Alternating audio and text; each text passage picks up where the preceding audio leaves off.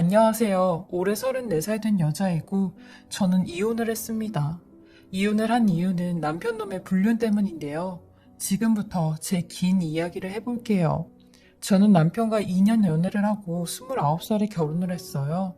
남편은 친구가 많은 반면 저는 친한 친구가 딱 2명밖에 없었어요. 그 중에 한 명이 저랑 제일 친한 장민영이란 친구인데 18년지기 친구예요. 그래서 남편과 연애할 때도 저랑 남편, 그리고 제 친구까지 셋이서 자주 만나곤 했어요. 민영이랑은 중학생 때부터 친구 사이로 지내왔기에 서로 모르는 게 없었죠. 저나 이 친구나 자매가 없었기에 거의 자매처럼 지냈어요. 그러니 남편과 연애할 때도 셋이 자연스럽게 가까워진 거죠. 처음에는 남편이 이런 제 친구를 굉장히 부담스러워 했는데 점점 자주 만나고 친해지고 하니 남편도 친구를 싫어하진 않았어요. 그리고 그 당시에 친구도 남친이 있었기에 저희랑 더블 데이트도 하고 같이 술도 마시고 밥도 먹고 잘 놀았어요. 근데 친구는 지도 남자친구가 있으면서 항상 제 남편 칭찬을 엄청 많이 했는데 기집애야, 너는 오빠 잘 만난 거야. 오빠 같은 사람이 어딨냐? 나도 나중엔 오빠 같은 사람하고 결혼하고 싶다. 라는 말을 많이 했죠. 다 칭찬이라는 명목이었어요. 남편 칭찬해주는데 싫어할 이유는 없었죠. 그렇게 전 남편과 결혼을 하게 되었는데 저 결혼할 때 부케도 장민영이 받았어요. 근데 제 결혼식 날 민영이 걔는 주인공인 저보다 지가 더 울고 있더라고요. 그러니 제 가족분들과 지인분들이 이렇게 좋은 날 쟤는 왜 저렇게 엉엉거리고 울고 있냐며 보기 안 좋다고 할 정도였어요. 제가 왜 이렇게 우냐고 하니 네가 시집을 가서 감격스러워서 눈물이 난다고 했어요. 저는 결혼을 하고도 이 친구와 자주 만났는데 친구는 이상하게 꼭 술을 마시면 저희 신혼집으로 왔어요. 그렇게 술을 먹고 왔는데 그냥 내쫓을 수도 없고 할 수 없이 데리고 잔 적도 몇 번 있죠. 워낙 저랑은 자매 같은 사이이기에 남편도 이런 친구를 처제처럼 가족으로 생각을 했어요. 그래서 맛있는 거 먹을 때면 저희 집으로 민영이를 불러서 먹이고 챙기고 그랬네요. 제가 외동이고 정도 많은 성격이라 친구를 더 잘 챙겨준 것도 있었죠. 근데 어느 날 친구가 뜬금없이 저한테 무슨 고백을 할 게 있다고 하는 겁니다. 전 혹시 남자친구가 생겼나? 했는데 그것보다 더 충격적인 이야기였고 친구는 울면서 얘기를 하기 시작하는데 땡땡아, 내가 이 얘기를 꺼내기까지 너무 고민이 많았고 너한테 너무 미안해 라고 하는 겁니다. 저는 무슨 일이냐고 했어요. 그러니 땡땡아 나 임신했어 라고 하는데 전 너무 놀라서 너 만나는 사람 있었냐고 했어요. 그러니 하룻밤의 실수였다며 애 아빠는 누군지도 모른다는 겁니다. 그러면서 저를 위로한답시고 미안하다고 얘기를 하는데 사실 저희 부부한테 문제가 하나 있었어요. 결혼한 지 2년이 넘었는데도 애가 생기지 않았죠.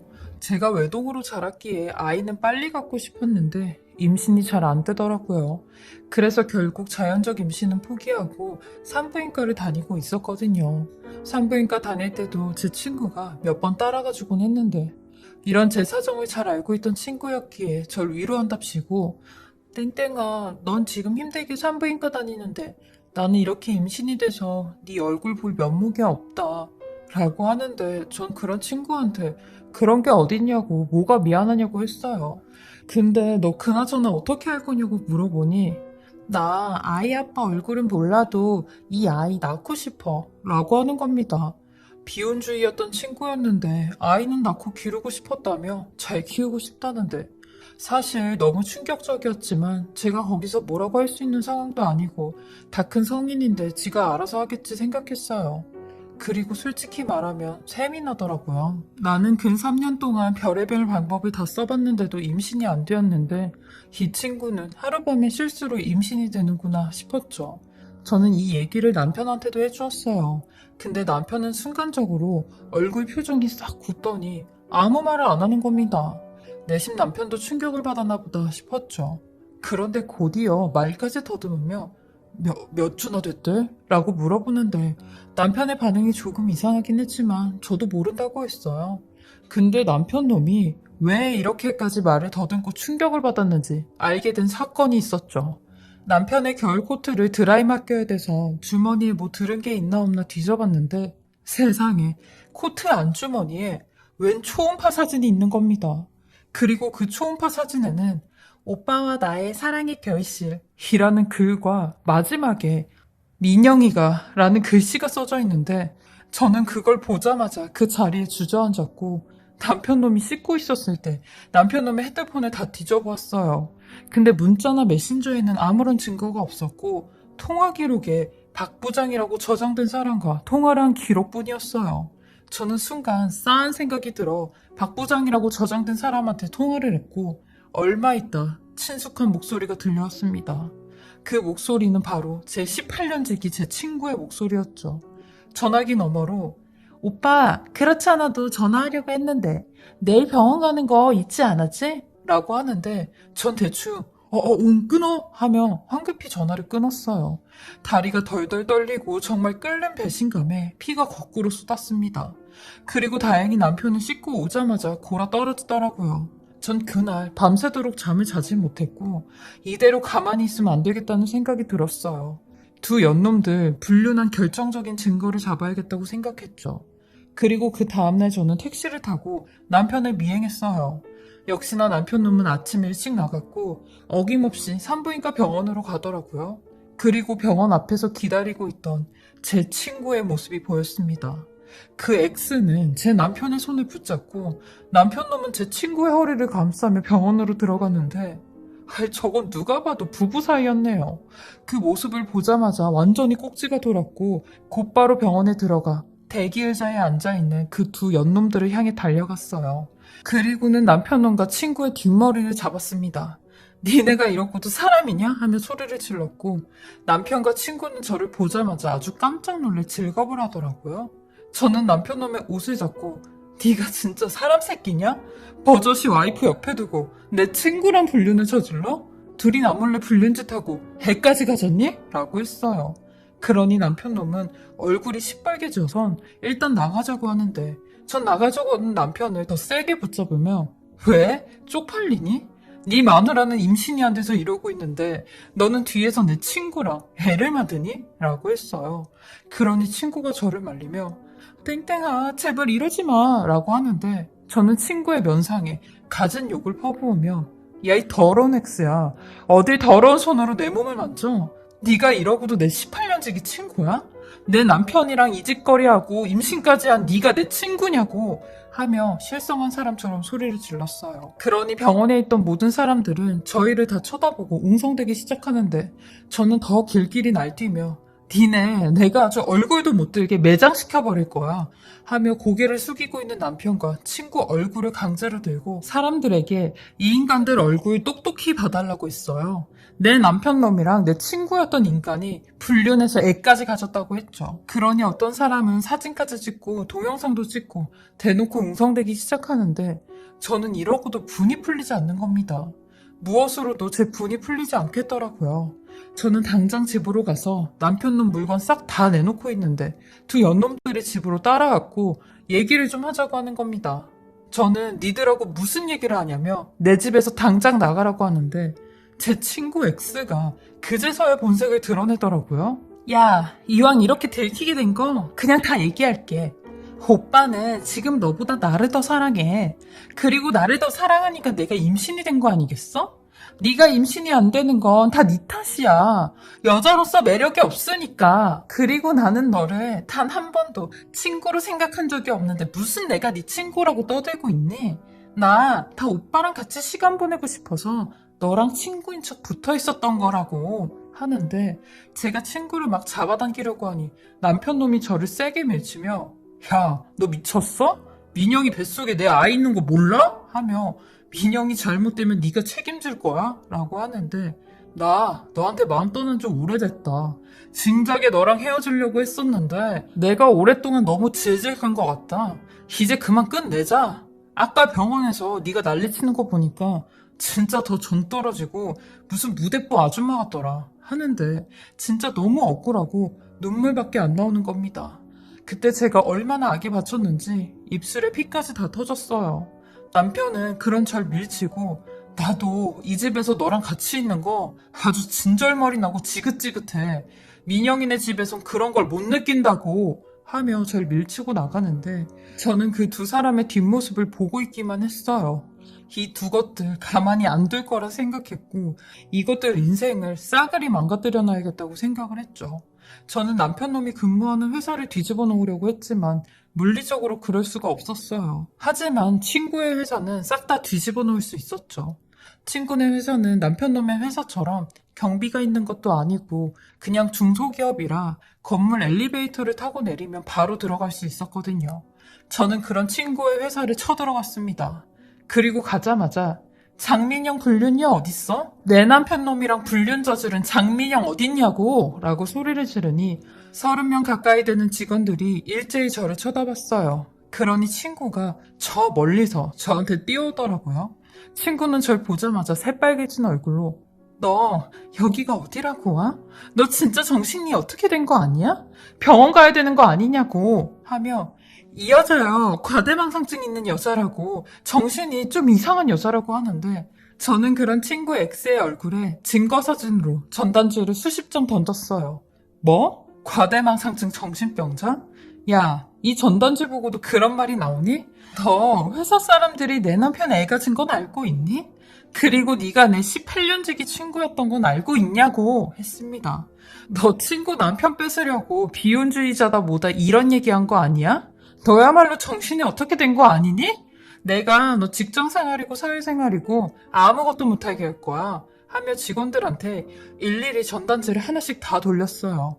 장민영 이런 인간 쓰레기라고 하면서요. 당연히 직원들도 모여서 수군대고 이곳저곳에서 웬일이야 어쩐지 저 여자 음침하더라 하는 말까지 들려왔네요. 그러니 제 친구는 울면서 제발 이러지 말라고 하는데 저는 그런 친구 X를 뿌리치며 너 나한테 당당하게 했던 말들 그거 다시 짓거려봐. 네 회사 사람들 앞에서 짓거려보라고 하며 친구의 회사를 싹 다 뒤집어 엎고 나왔습니다. 그리고 남편한테는 이혼소송하자고 했고 친구 X한테도 당연히 상간녀 위자료 소송을 같이 진행하였습니다. 근데 두 연놈들은 소송하러 다닐 때도 둘이 꼭 붙어서 같이 다니더라고요. 엊그제는 제 남편이고 친구였던 두 인간들이 이제는 둘이 손을 잡고 다니는데 저런 모습을 보고 눈이 안 돌아가는 사람이 있겠나요? 겪어보지 못한 사람들은 정말 모를 거예요. 그리고 이혼 소송하기 전에 시댁에 찾아가 시어머니한테 울면서 당신 아들이 내 친구랑 불륜 저지르고 애까지 임신시켰다고 했어요. 근데 참 시어머니라는 사람 저한테 미안하다고 어떡하냐고 해도 모자랄 판국에 본인 아들 편에 들어가며 우리 아들도 남자다 남자. 남자가 본능적으로 지 닮은 새끼 낳고 싶어하는 게 당연한 건데 엄연히 네가 그걸 못해준 거 아니냐? 그럼 일정 부분 너도 잘못이 있는 거야. 이게 뭐 그렇게 큰 문제라고. 사람 죽고 사는데 달린 문제야? 그리고 어차피 이렇게 된 거 어쩌겠어. 너 아예 이혼할 생각으로 나 찾아온 거 아니냐고. 나한테 뭘 바라는 거니? 하셨죠. 와, 진짜 그 엄마의 그 자식이라고 불륜을 저지른 걸 이딴 식으로 정당화시키는데 아무리 자기 자식이어도 저한테 이렇게 말을 하면 안 되죠. 이게 제정신이냐고요. 저도 이판사판으로 아주 시어미한테 들이받았어요. 어머님, 아무리 남자 본능이라고 해도 아무 여자한테나 가서 본능에 충실한 게 그게 말이나 되는 소리예요? 어머님 아들이 그딴 짓거리 해도 괜찮다는 거냐고요. 어머님 아들 엄연히 유부남이고 가정이 있는 사람이에요. 하니 너 지금 나랑 끝장 본다는 거야? 이게 어디 와서 행패야. 당연히 내 아들이고 내 가족이니까 편드는 거지. 우리 아들이 오죽했으면 그랬겠어? 오죽했어 하시는데 저도 어머님 가족이니까 다 괜찮으시다고요? 그럼 아버님이 밖에 나가서 본능에 충실하셔도 어머님 그딴 소리 하실 거세요? 애 낳고 싶다고 딴 여자한테 그러는 게 말이나 되냐고요. 아무리 어머님 아들이라고 해도 감쌀 게 있고 혼낼 게 있지. 어머님도 딸이 있으시잖아요. 저도 너무 울컥했고 형님이 이렇게 억울하게 이혼하게 생겼어도 형님한테 네가 이해하라고 하실 거냐고요. 어머님 진짜 아무리 제가 남이어도 이러시면 안 되죠. 어머님도 언젠가 뿌린 대로 거두실 거세요. 하며 뒤집어 엎고 나왔어요. 남편 놈은 저랑 이혼을 하게 되었고 저한테 끝까지 네가 이러고도 잘 살 수 있나 보자며 악담을 퍼붓더라고요. 그리고 장민영은 네가 우리 인생 망쳐놓는다고 해도 우리는 이렇게 셋이서 행복하게 살 거야. 너는 여자로서 임신도 못하고 불쌍해서 어느 남자가 널 거들떠보겠니? 라고 하는데 저는 이 말을 아주 뼛속까지 새기고 새겨서 1년 뒤 다시 한번 복수를 하기로 계획을 세웠습니다. 남편놈과 장민영 사이에 태어난 아이의 돌잔치 때 복수를 하기로 마음을 먹었죠. 두 연놈들의 가족, 친지, 지인, 친구들이 다 있는 자리에서 말이죠. 사실 저도 조용히 이혼만 했으면 이런 짓 안 하죠. 제가 뭐 좋으라고 제 시간과 에너지를 쓰며 이런 짓을 하겠나요? 근데 이 두 것들이 제 가족을 건드렸어요. 제가 소송하러 다닐 때마다 불효녀인 저를 혼자서 재판하러 어떻게 보내냐며 저희 엄마가 따라다니셨는데 그때마다 저 두 것들이 껌딱지처럼 딱 붙어서 다니고 있으니 저희 엄마도 당연히 혈압이 오르셨죠. 하나밖에 없는 외동딸이 제일 친한 친구랑 남편놈한테 뒤통수를 맞았으니 그것도 열이 받는데 재판장까지 와서 저러고 애정행각을 하고 있는데 이건 저랑 저희 엄마한테 뭐 매기는 것밖에 더 되냐고요.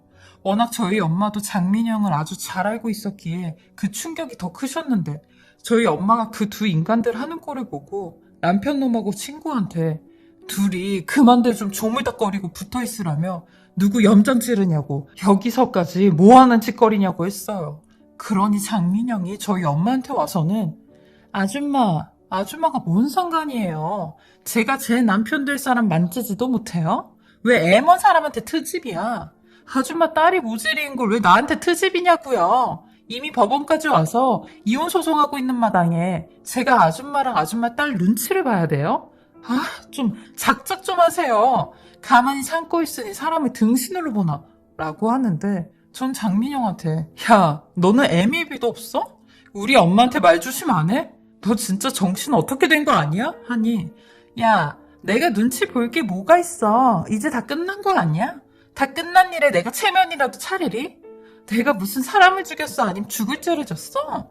너나 니네 엄마의 말로 그만들 좀 해. 나는 입이 없어서 여태까지 가만히 있었는지 알아? 하며 저희 엄마한테까지 어쩔 거냐며 들이대는데 남자애 미쳐도 유분수지.